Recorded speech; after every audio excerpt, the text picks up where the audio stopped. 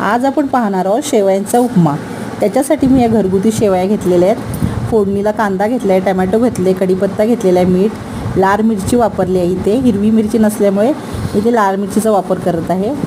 तेलावर कांदा टाकला आहे, कढीपत्ता टाकला आहे, फोडणीला शेवया अशा बारीक तोडून घ्यायचे आहेत। हे बघा अशा प्रकारे लाल मिरची टाकली आहे, टोमॅटो टाकायचं आहे, मीठ वगैरे टाकायचं आहे। तुम्हाला पाहिजे असेल तर हळद पण टाकू शकता तुम्ही।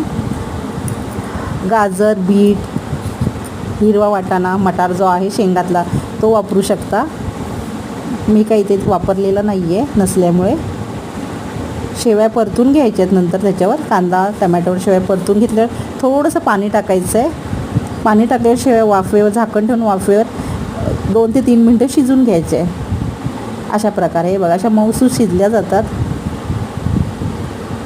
अशा प्रकारे मी शेवयांचा उपमा केलेला आहे। तुम्ही करा, तुम्हाला